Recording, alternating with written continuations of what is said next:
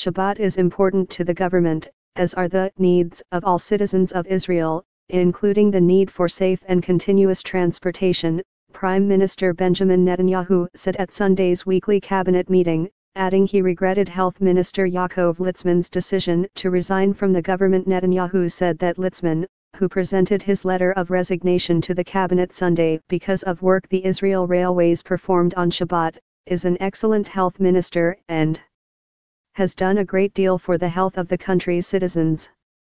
Be the first to know. Join our Facebook page.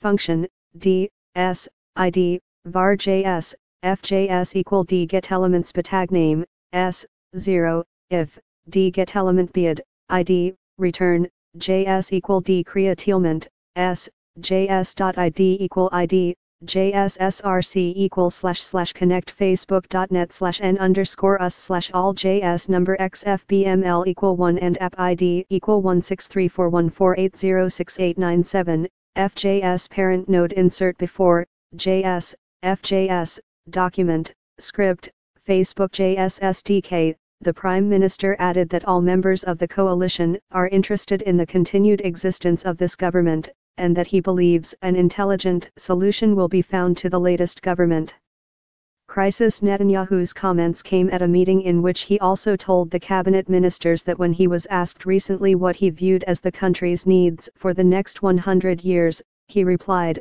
"To remember the previous 4,000 years, that is the first thing that will ensure the future of the Jewish people in the land of Israel and the state of Israel." He made the comment when he announced that on the eve of the 70th anniversary of the UN Partition Plan, November 29, the government will allocate NIS 30 million for the preservation and restoration of Independence Hall in Tel Aviv, where David Ben-Gurion declared Israel's independence.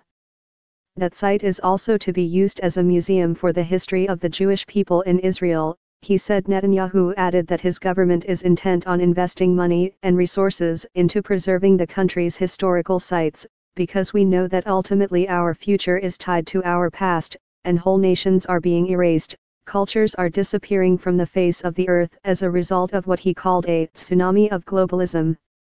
It is therefore critical, Netanyahu said, for us to connect the people of Israel and future generations to both our ancient heritage and our new heritage. And preserving heritage sites is one of the main components of this effort. During his opening comments to the cabinet, Netanyahu took Haaretz publisher Amos Skokin to task for a tweet he posted last week to promote an op-ed piece in his paper that claimed a journey of human trafficking, torture and in many cases death await African migrants deported from Israel to Rwanda and Uganda. Murderers in suits, Eli Yishai, Gideon Sar, Gilad Erdan, Aryeh Deri, Miri Regev, Eilat Shaked, Benjamin Netanyahu, Skokin tweeted, referring to current and former ministers involved in formulating and implementing the country's policies vis-a-vis the migrants. He also posted a link to the op-ed by Leierberger. Murderers in suits is how he called me and several ministers sitting around this table, Netanyahu told the cabinet of the Skokin tweet. I am trying to think what the response would have been if this type of statement would have been directed at a public official from the other camp, Netanyahu said. You can only imagine, he said.